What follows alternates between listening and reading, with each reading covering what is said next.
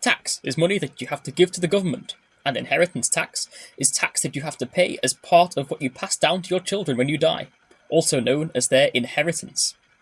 If, like me, you live in one of these countries, then there is no inheritance tax whatsoever that you have to pay. Unless you leave, I guess. Most countries in the world do inheritance tax like this. When somebody dies, they will generally leave a will, which is a list of who gets which of their possessions after death. They will nominate somebody to make sure the right people get the right things after they've died.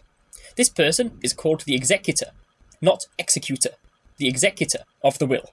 There are income tax thresholds, so like lower limits for inheritance tax, with different thresholds for different scenarios. The bit of the possessions that goes over the threshold in any given passing down of stuff is then taxed at a certain percentage, giving you the final amount of money the executor now owes the government. Excellent. If the total monetary value of the stuff in this will is high, like this, then the executor will have to give some of the money that's being passed down to the government instead, as tax. Some people think inheritance tax is good because it stops the children of very wealthy people being handed an earth-shatteringly unfair advantage compared to their peers.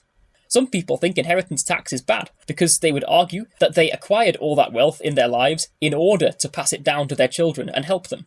Inheritance tax has recently been in the news in the UK after the UK made a law where farmers can only pass down like £1 million and a bit worth of stuff to their children. Previously, farmers in the UK were exempt from all inheritance tax.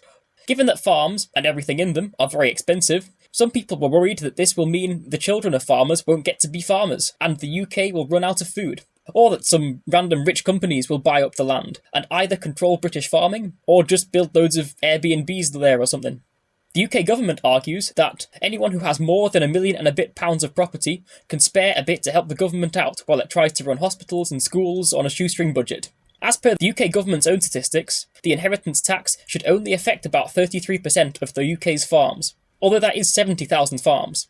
But yeah, it's a complex issue, and one of the solutions I've seen suggested is that there should be a higher threshold for what farmers can pass down to their children without paying any inheritance tax, probably around £5 million, so that most farmers don't have to pay the tax, and it only affects people like this, who probably have a spare few £1,000s lying around anyway. But maybe this new law achieves that anyway, I don't really know.